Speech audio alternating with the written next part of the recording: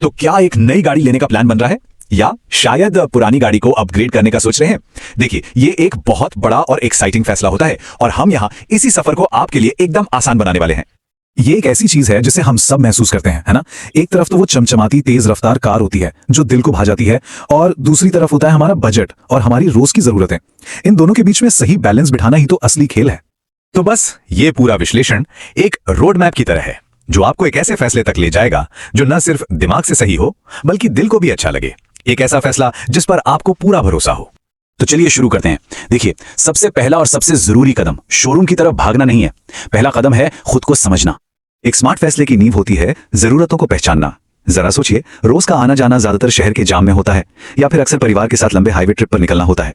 शहर के लिए एक छोटी हैचबैक कमाल की हो सकती है, पर पूरे परिवार और सामान के साथ घूमने के लिए शायद एक बड़ी एसयूवी बेहतर रहेगी।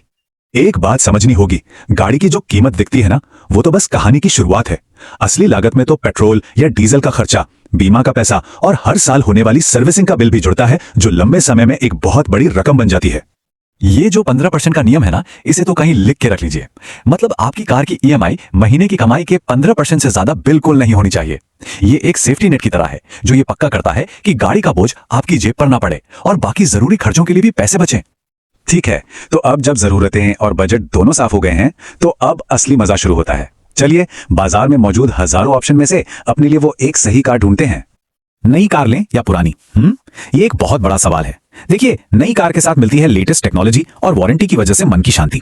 वहीं एक अच्छी कंडीशन वाली सेकंड हैंड कार आपकी जेब पर काफी हल्की पड़ सकती है। तो फैसला पूरी तरह से इस पर है कि प्राथमिकता क्या है, मन की शांति या पैसों की बचत। पेट्रोल, डीजल, सीएनजी या फिर इलेक्ट्रिक, ये फैसला इस बात पर निर्भर करेगा कि रोज कितना चलना है और शहर में ईंधन की कीमतें क्या हैं। इलेक्ट्रिक गाड़ियां बहुत अच्छी हैं, पर खुद से एक सवाल जरूर पूछना होगा, क्या घर या ऑफिस के पास आसानी से चार्जिंग की सुविधा मौजूद है? एक स्मार्ट खरीदार की पहचान क्या है?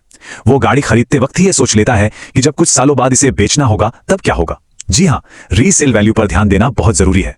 ये तो हम सब जानते हैं कि कुछ ब्रांड्स हैं जैसे मारुति सुजुकी, टोयोटा और हुंडई, जिनकी रीसेल वैल्यू शानदार होती है।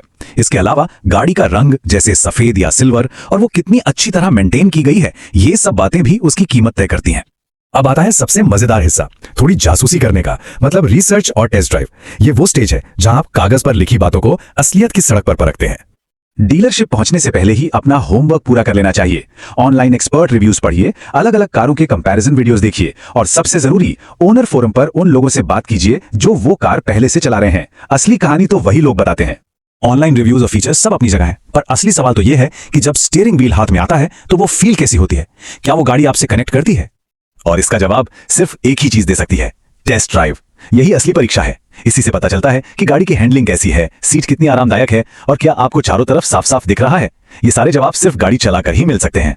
सेफ्टी, इस पर कोई समझौता नहीं। ये जरूर पक्का करें कि कार में कम से कम 2 एयरबैग हो, एबीएस हो जो अचानक ब्रेक लगाने पर गाड़ी को फिसलने से बचाता है, और एक अच्छी एनसीएपी सेफ्टी रेटिंग हो। ये फीचर्स किसी इमरजेंसी में जिंदगी और मौत का सवाल बन सकते हैं। एक बात हमेशा याद रखनी है, सेफ्टी कोई लग्जरी या ऑप्शन नहीं है, ये एक जरूरत है, आपके लिए भी और आपके परिवार के लिए भी। गाड़ी खरीदने से पहले यह पता लगाना बहुत जरूरी है कि उस ब्रांड के सर्विस सेंटर आपके शहर में आसानी से मिलते हैं या नहीं, और उनकी सर्विसिंग का खर्च कितना आता है। सोचिए, एक ऐसी कार खरीद ली जिसका सर्विस सेंटर ही 200 किलोमीटर दूर हो, तो कितनी बड़ी सिरदर्दी हो जाएगी। बहुत बढ़िया, अब हम लगभग फिनिश लाइन पर हैं। चलिए अब ये देखते हैं कि इस डील को समझदारी से कैसे पक्का किया जाए और अपनी नई गाड़ी घर कैसे लाई जाए। पैसों के मामले में थोड़ी स्मार्टनेस दिखानी जरूरी है। हमेशा अलग अलग बैंकों से लोन की ब्याज दरें कंपेयर करें और बीमा के लिए भी कई कंपनियों से बात करें। यकीन मानिए, थोड़ी सी रिसर्च और मोल भाव से हजारों की बचत हो सकती है। आज जो कार ले रहे हैं वो सिर्फ आज के लिए नहीं है, वो अगले 5 से 7 साल तक आपके साथ रहने वाली है। तो जरा सोचिए, क्या तब तक टेक्नोलॉजी बदल जाएगी? क्या नए सेफ्टी नियम आ जाएंगे? भविष्य को ध्यान में रखकर लिया गया फैसला ही एक समझदारी भरा फैसला होता है। तो आखिरी सवाल बस यही है, क्या आप आज के लिए सबसे अच्छी कार खरीद रहे हैं या आने वाले कल के लिए? सोच समझकर फैसला लीजिए, और हाँ, सबसे जरूरी बात, अपनी नई गाड़ी का पूरा मजा लीजिए।